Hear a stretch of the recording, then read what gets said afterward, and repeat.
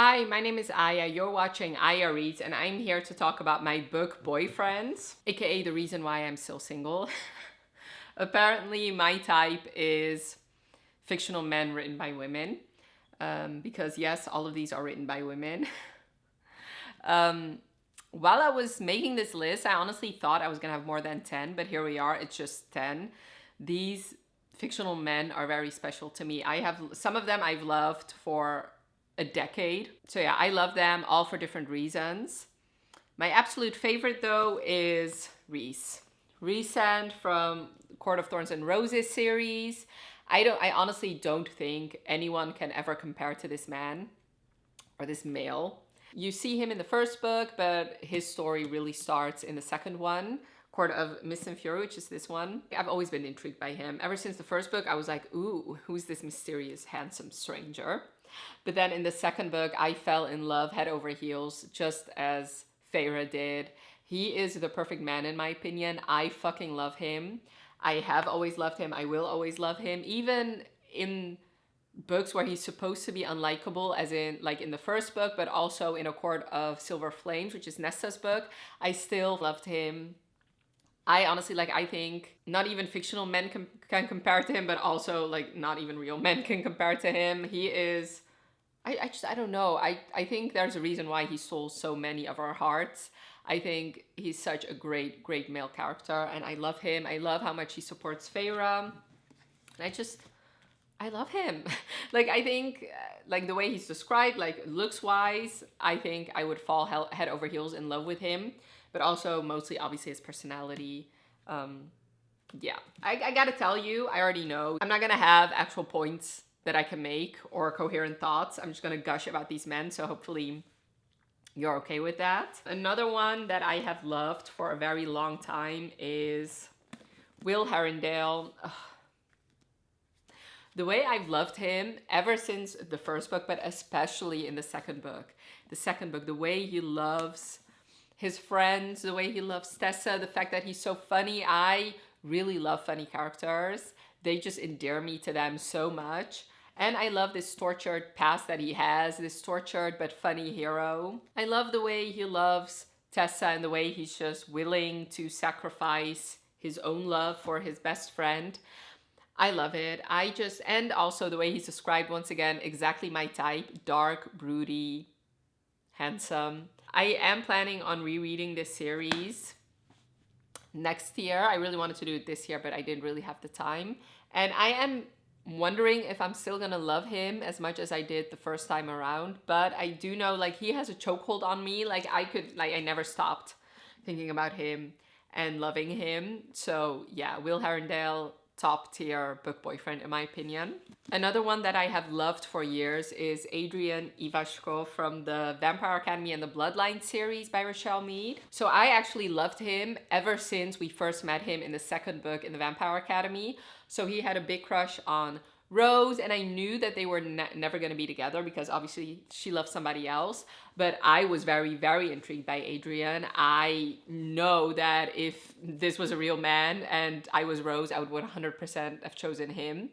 And then when I found out he got his own series and the way I loved him while reading Bloodlines, I cannot even describe. Now I'm rereading the Bloodline series this year, and he still holds up. I still really love him. Once again, so funny, but also he cares so much, even though he's aloof and people think that he doesn't really have a whole lot of responsibilities, which in a way that is true. He's definitely grown up privileged, but the way he loves his friends, the way he loves Sydney, and even the way he loved Rose. He would have sacrificed everything for her. Obviously, they were never meant to be together, but him and Sydney, I love them so much. I love reading about him.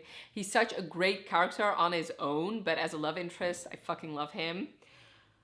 So yes, and honestly, I do think this holds up, even though Sydney does deal with some body issues that may not really hold up. Other than that, I do think that Vampire Academy and the Bloodline series holds up. In my reread, I am falling more and more in love with him. So yeah, Adrian for sure. Then there is Dorian. Dorian, once again, I've loved him ever since the first book. Like, to me, there was no contest between him and Kale. And even though obviously Aelin ends up with somebody else, I would have chosen Dorian without a shadow of a doubt. I love him once again. Like, the way he's described is exactly my type in a man, but also the way he's so funny, the way he deeply, deeply cares about his friends, even the people who broke his heart, the way he's still willing to love them and be there for them. I admire that very much. And once again, a tortured hero. He's not tortured at the beginning of the series, but a lot of things happen to him that make him that way.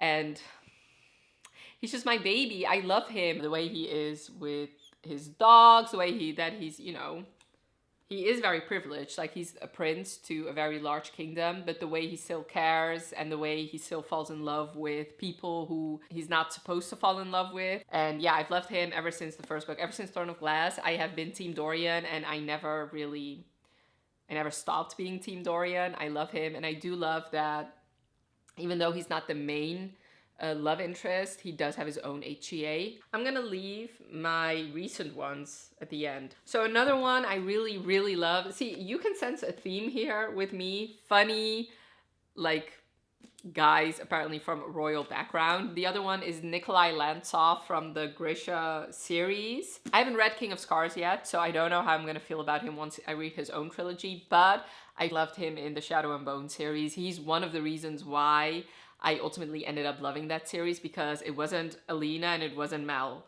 that I loved in that series. I love Nikolai. Once again, he really reminds me of Dorian. They're both so funny, but throughout the series, things happen to them that are horrible and that eventually make them into tortured, scarred heroes. And even though I've loved them from the very first scene I've seen them in, and even though they were great in the beginning, and I've loved them ever since the beginning, their journey makes them so much more interesting characters. The fact that they actually have known pain and the way they overcame that really makes me love them that much more, which I didn't think I could, because I've loved them from the very first page they were on. I love Nikolai. Doesn't hurt that he's very attractive. And I just love the fact that he's, you know, on the one hand, he's a prince, but on the other hand, he's this, like, pirate. I just fucking love him. Once again, so funny. He just made me so happy in that series, where a lot of things were making me unhappy. But yeah, like I said, I still need to read his own duology. I don't know if I feel the same way after, but I do think I will, because like I said, I really love him. I do, very much. Next is another Rhys Penhallow from the Ex Hex.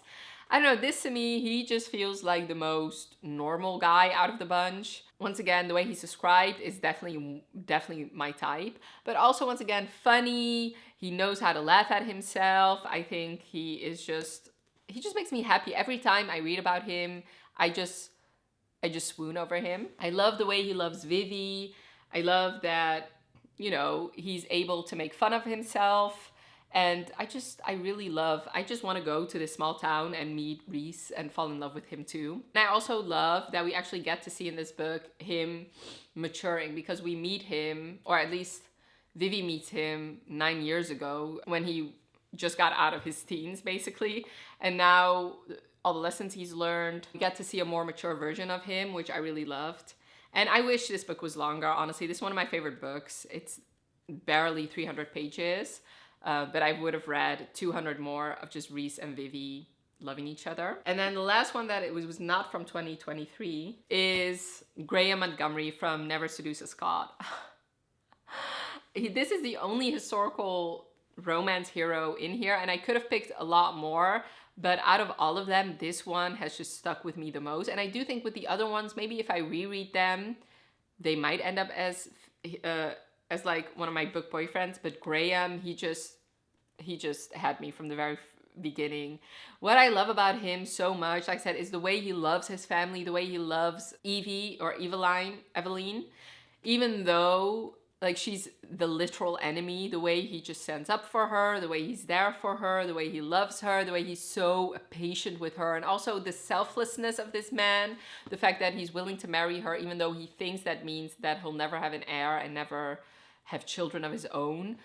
And then finally realizing that he can have all those things, and the way he fucking loves her. This man is just perfect in my opinion. I love him so much. The way he loves his sister too, and the way he, even though this is in a time period where obviously women do not have the same rights as men, the way he still fosters and encourages his sister to learn and to be a little bit independent. I just love him so much. And yeah, he's such a good guy. I just love him. I love him so much. And now for the 3 books that I read in 2023. Right now they feel like definitely long-standing romance heroes to me. I do have to say, I don't think I've read as many romances ever than I did this year, so it does make sense that I have 3 of this year. The first one is Garrett Graham from The Deal. The way I fell in love with him, he was fucking perfect in my opinion. Once again, a funny guy, knows how to make fun of himself, but also the way he fucking loves Hannah, the way they become friends first, and the way he's there for her, the way he, like the nicknames he gives her, the fact that he's truly there for her and willing to do anything to make her comfortable and to be there for her. And when she tells him that after she was sexually assaulted, and the fact that she's never had an orgasm with another man, and the way that he researched for her just made me swoon. The fact that this is a college kid, like I cannot even imagine how great he's gonna be as an adult. I mean, I'm gonna find out because I need to read The Graham Effect, which is gonna be about his daughter. I just love him. I love him so much. And then when they finally do get together, just love the way he loves her and how he wants to spend time with her. I thought he was so adorable and such a, once again, a good guy. And once again, a tortured hero, because there's things in his past that really suck for him, like a horrible childhood, and the way he overcame that, the way he's there for his friends and for his girl. I would go to the ends of the earth to find somebody half as good as Garrett. Then there is another hockey hero, and it's Jasper Gervais from Powerless. This is my favorite in the Chestnut Spring series, and I love Jasper. Once again, a tortured hero. And this is like, I related to Sloane so much in this book because I would definitely be her in this position. Like if I had cousins and they took in one of their friends as our own because his home life sucks, if I visited every summer, I would 100% have the biggest crush and have the biggest unrequited love for this dude, the way she waited for him, and the fact that he, you know, the fact that he also loved her so much, the way that he waited for her all these years. And I like him. He's so sexy too, and he doesn't speak a lot. He doesn't fill the room up with meaningless chit chat. Like when he speaks, it is something like people should listen, which I really love.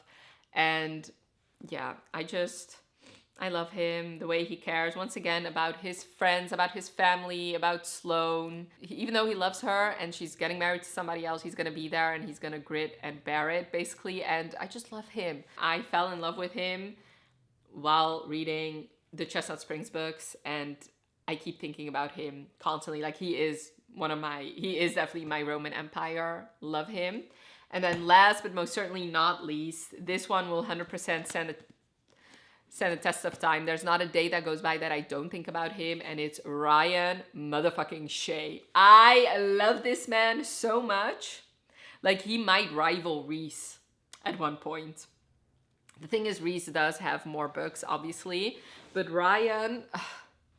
Usually I don't really love long books in contemporary romances. This has almost 500 pages, and I could have read 1,000 pages of Ryan and Indy. I love Ryan. Okay, I just love a man that does the things he does. Like his love language is 100% acts of service, and I fucking love that. The way he loves Indy, the way he loves his sister, the way he loves his friends, I cannot deal. The things he does for Indy, they're very small but very thoughtful.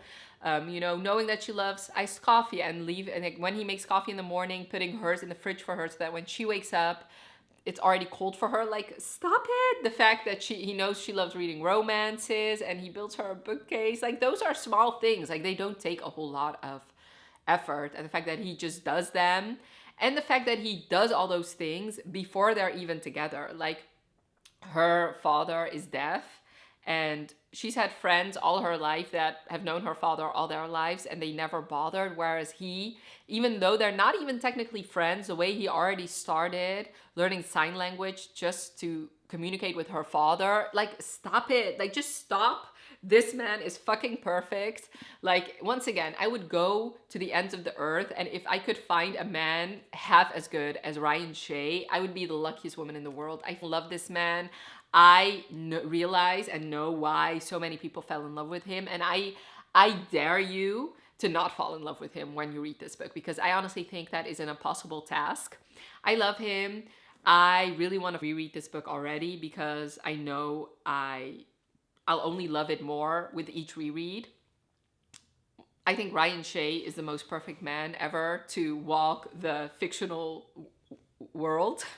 And I just want to know, Liz, if he's inspired by someone, like personality-wise, because please give me that guy's number, because I love him. Like, what can I say? And I am very, like, out of all three of these books that I read in 2023, I'm the most confident that this will definitely stand the test of time for me. And I will, if I make this video 10 years in the future, Ryan Shea will 100% still be one of my book boyfriends. So yes, those were my 10 book boyfriends. Definitely let me know in the comments below if you agree with any of my choices. I'm pretty sure some of them will definitely overlap. And I would really love to know some of your book boyfriends. Which hero would you love to be your boyfriend? Which main male characters are your favorite? I would love to know, because I will definitely read those books and fall in love with them too. As the sun is coming out and I'm getting all washed out, I'm gonna end this video right here. I really hope you enjoyed this video. Definitely let me know by leaving a like if you did. And thank you so much for watching. Have a wonderful rest of your day, and I'll talk to you later. Bye.